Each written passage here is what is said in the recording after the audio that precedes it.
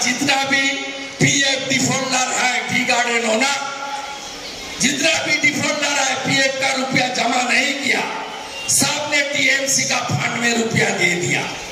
एक भी tea garden का जो डिफॉल्टर पीएफ है अरेस्ट क्यों नहीं हुआ? ये मुद्दा भी आपको उठाना चाहिए। তাই এই দুর্নীতিগ্রস্ত তৃণমূল কংগ্রেস তার বিরুদ্ধে লড়াই। এই মুখ্যমন্ত্রী কয়েকদিন আগে হঠাৎ ঝড় হয়েছে, সেই ঝড়ে প্রচুর বাড়ি, বার্নিশ অনেক গ্রামের বাড়ি উড়ে চলে গেছে। আমরা গেছি, দেখেছি। মুখ্যমন্ত্রী মাঝরাতে এসেছিলেন। আমি বলবো ফটো তুলতে এসেছিলেন, তো খেয়েছ মেরি ফটো। যেদিন যেদিন এখানকার দুর্নীতিগ্রস্ত পৌর প্রধান স্বপন বাবুদের জন্য বিজয়া দশমীর দিন হঠাৎ আসা বানে এখানে যখন বিসর্জন শোভাযাত্রায় থাকা লোকেদেরকে ভাসিয়ে নিয়ে গেছিল, সেদিন মুখ্যমন্ত্রী মাঝরাতে আসেননি।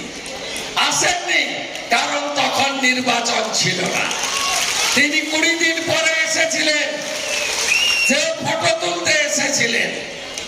একটা তদন্ত হয়েছে, হঠাৎ করে এই নদীতে কে বাঁধ দিয়ে দিল। এই পুরসভা ডাকাতে পরিণত হয়েছে স্বপন বাবুর নেতৃত্বে।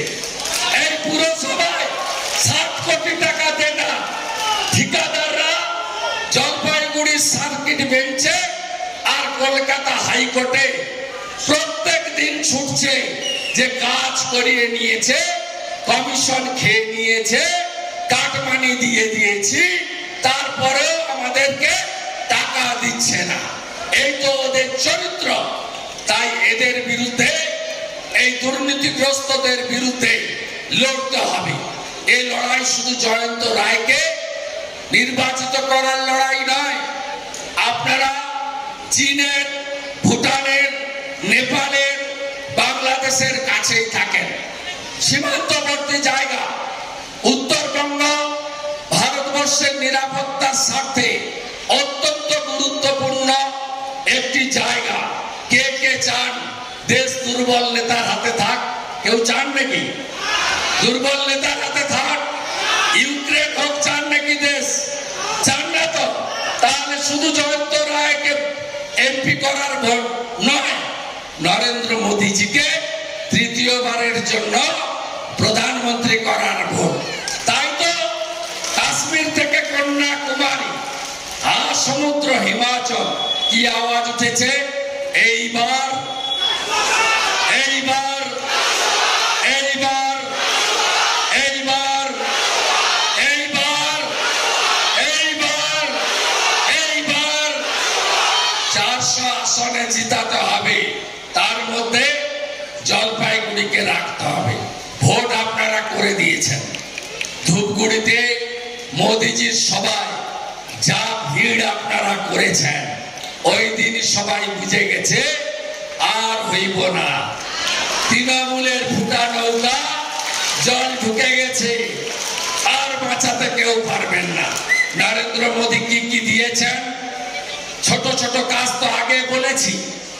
নরেন্দ্র মোদীজি দিয়েছেন আমাদেরকে ট্রিপল তালাক খতম করেছেন, মুসলিম মহিলাদের অধিকার ফিরিয়েছেন।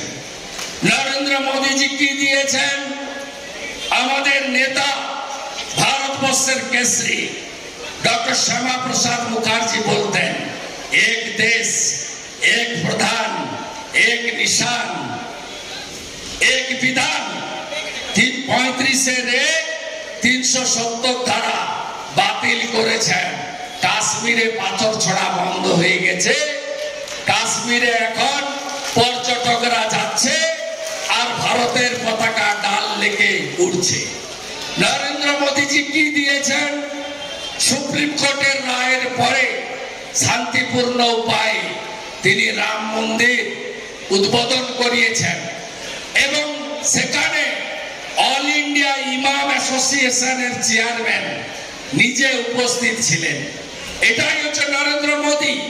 যোগী আদিত্যনাথজি সুপ্রিম কোর্টের নির্দেশ মেনে আমাদের যেমন 500 বছরের স্বপ্ন পূরণ করে রাম মন্দির দিয়েছেন, যে রাম মন্দিরের জন্য 85 বার সংঘর্ষ হয়েছে, 3 লক্ষ মানুষ শহীদ হয়েছেন। একইভাবে অন্য সম্প্রদায়কে ফৈজাবাদ থেকে 25 কিলোমিটার দূরে 5 একর জমি দিয়েছে তাদের ধর্ম পালনের জন্য। এটাই নরেন্দ্র মোদী। আমরা স্বামী বিবেকানন্দের শিষ্য। স্বামীজি শিখিয়েছেন নিজ ধর্মের প্রতি আস্থাশীল থেকো।